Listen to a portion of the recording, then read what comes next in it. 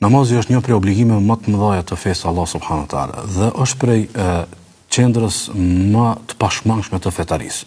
Do thotë gjithë secili musliman që sado pa ka dijenin, që sado pa ka një ndjenjë fetare, edhe që baza e bazave në fenë Allah subhanahu wa taala çështja e namazit. Mirë po, megjithëse është do thotë aksiomatike dhe është e pashmangshme, është qendrore, megjithatë ne gjejmë një kujdes dhe shpërfillje të madhe për namazin nga ana e muslimanëve.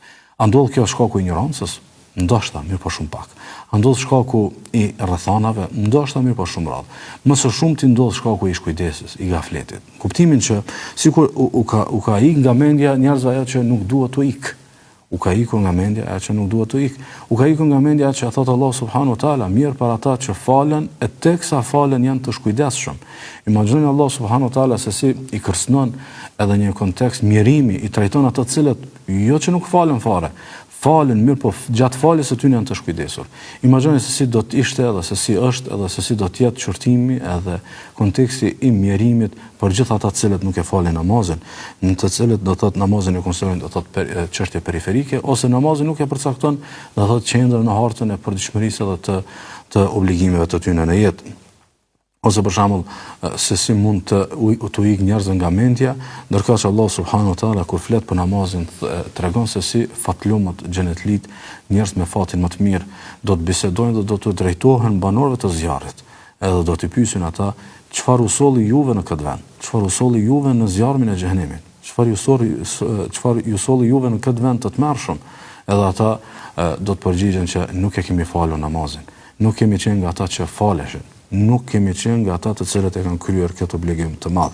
Ose për shembull, kur analizon fundin e egër edhe të ashpër, edhe të trishtueshëm, edhe të dhimbshëm në zjarmin e xhenemit, që është padyshim do thotë i papërshkrueshëm, edhe nuk mund të imagjinohet në kushtet e njerëzore të tokës, do thonë, a ka ndodhur ky fund kaq i mërzitshëm, ky fund kaq i trishtueshëm. A ka ndodhur për një arsye të vetme, kuptimin për shembull, bëhet fjalë për një gabim, apo ekziston një lloj, kushtimisht thon, një lloj zinxhiri që e ka prunë një llogari të rëndë.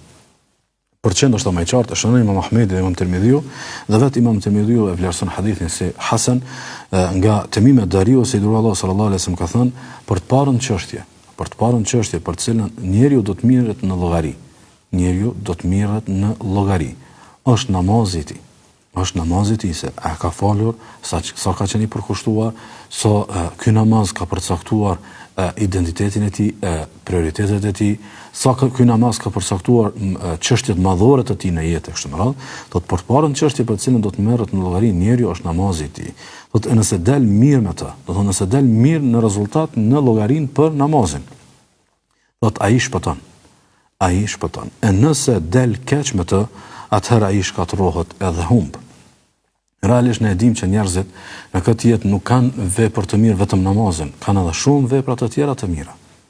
Mirë po, ky ajet është shumë i drejtë për drejtë, është shumë këmbgulës për ta paraqitur namazin si provimi final.